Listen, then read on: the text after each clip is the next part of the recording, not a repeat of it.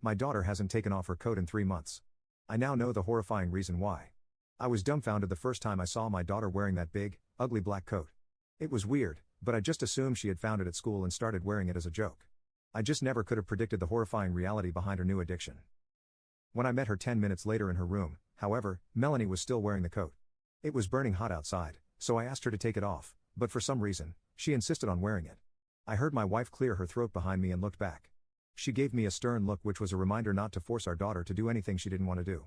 I sighed and accepted the fact that I'd have to endure the terrible smell of that coat for the rest of the day. During dinner, I could barely stomach 2 bites of my spaghetti before I lost my appetite entirely due to the sight and smell of the coat from hell. Melanie, however, munched happily and even asked for a second plate. I was relieved when she finally ran off to play in her room. A couple of hours later, as I settled down for the night playing games on my phone, my wife entered the room looking alarmed. She told me, I just tucked Melanie in and she wanted to sleep in the coat. There was silence for a few seconds as we stared at each other. She wanted to sleep in the coat, I responded. My wife said, forget about it. Tomorrow she'll take it back to school and she'll be back in that expensive jacket you insisted on buying her. Oh, how I wish it would have been that simple. When I got home from work ready for dinner, I caught a scent of a terribly familiar odor as soon as I stepped in the house. Undoing my tie as I stepped into the dining room, I could see my wife sitting with her hands clasped under her chin, obviously livid but trying to hide it, and sitting in the godforsaken coat looking as though she was the happiest kid in the world. Was Melanie going to town on a cheeseburger? I asked her where her jacket was and she pointed across the room at her jacket, which was hanging on its hook on the wall.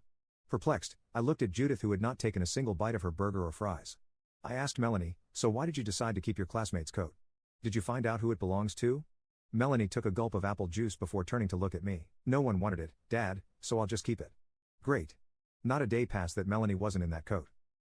During breakfast, playing outside, going to the store, going to school, playing with her toys, she was in it every waking moment.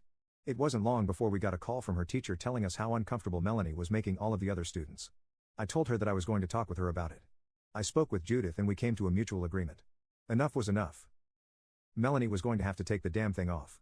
When we approached her in her room, however, she acted like an animal backed into a corner.